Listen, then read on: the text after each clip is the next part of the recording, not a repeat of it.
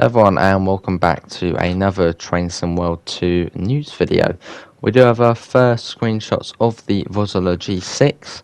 Obviously been on the roadmap for quite a while, but it's now, well, it's coming soon. So, we sit down with Train Sim Germany, obviously another third-party developer, to find out more about the upcoming G6 loco for the Weimar Austin. And apologies if I do sound a bit sort of I've got a fairly sore throat at the moment, so it's yeah. Anyway, coming soon to Train Sim World 2, the DBG6 diesel shunter is a unique diesel hydraulic shunter with unconventional dynamic braking. To find out more about this new addition to the sim, we spoke to Maik from Train Sim Germany. Tell us about Train Sim Germany, or TSG. My name is Mike, and I'm the head behind TSG. I've been working for about 10 years in the train simulation franchise. Most of you may know me as the technical developer of Virtual Railroad's Expert Line add-on for Train Simulator. I left Virtual Railroads a few years ago with the target of developing for Train Sim World, which is where I created TSG. It was a long process to learn how the Train Sim World environment worked, what I could do with it. I already had my hands on different Train Sim World add-ons, as some of you may know. My goal while developing it was always to do it different, more precise and more deeply in some technical details. Why did you pick the Vozela G6 to make? There are multiple answers for that question. The first reason for bringing the G6 to Train Sim World 2 is that I already made it for Train Simulator years ago and therefore already gathered the needed information other sources to make it happen. The second reason, especially for Train Sim World 2, was even that with the complex development it involves, a single tiny locomotive would be a good start of making multi-platform content that may be a huge multiple unit train.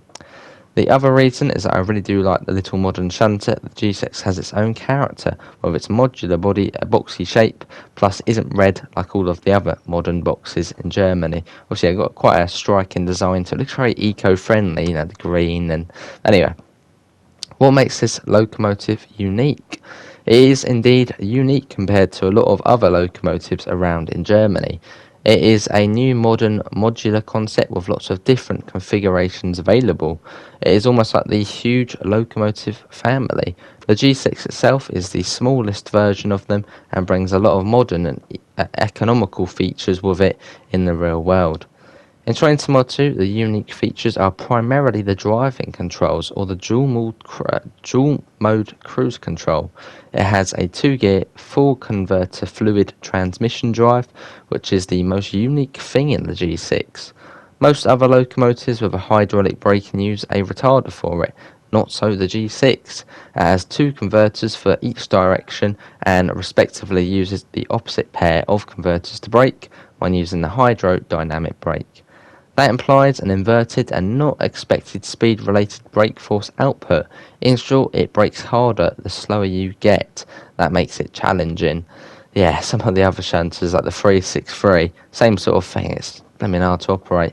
The cruise control lets you hold a pre-selected speed between 3 and 11 kilometers per hour in the shunting gear, or in the second mode, acts as a typical cruise control where it maintains the actual driven speed when above 11 kilometers an hour. Nice little details in the screenshots, so a little hard hat on there as well. It's quite cool to see. And what kind of driving experience can players look forward to?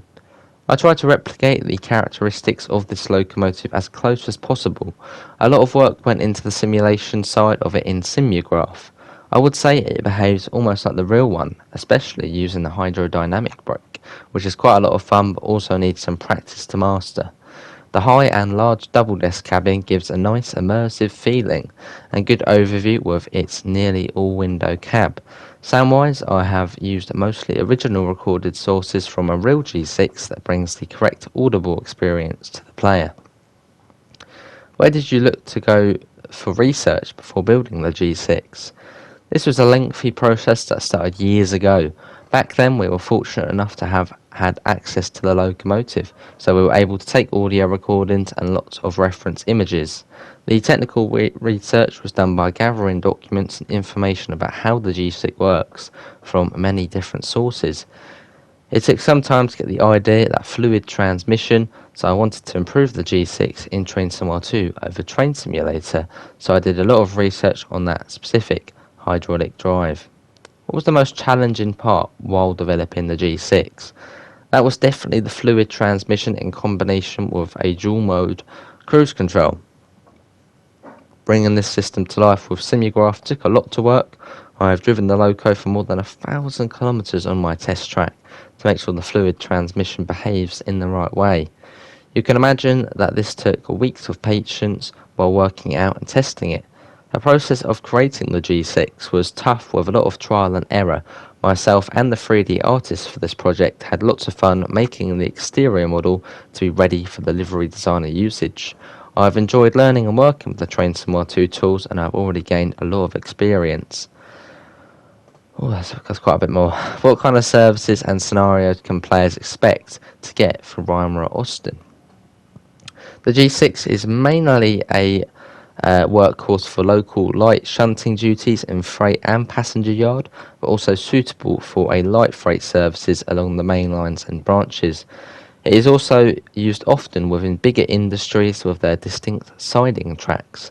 In Train Simulator 2, the services and scenarios are spread into shunting and mainline work. You will do wagon sorting jobs as well as rescuing trains or delivering wagons to specific stations and sidings.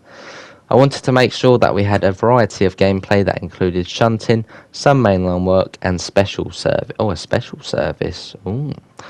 The same counts for the service mode timetable on the route. It provides a mixture of different duties over the day with a unique special service included. I reckon that would be, I don't know, maybe something like the G6 hauling a Doster or something on like a rescue. I don't know. Any tips for players on driving the G6 for the first time?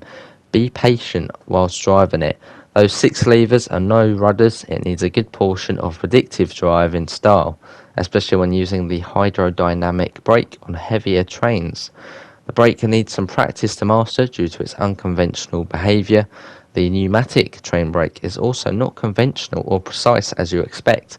Play the tutorial first, and as always, wear your hard hat when working outside the G6.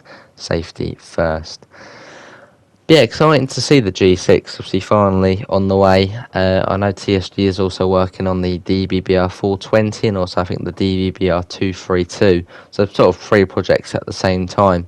But yeah, definitely looking forward to it. But anyway, let's take a look at the screenshots individually. So here we have the G6, looks like it's on the sort of bypass line of Hagen Station, with some skeletons in the back there. That could make an interesting run. This one's at Wuppertal Langer Field Yard, I believe it is. This one looks like it's somewhere on the main line.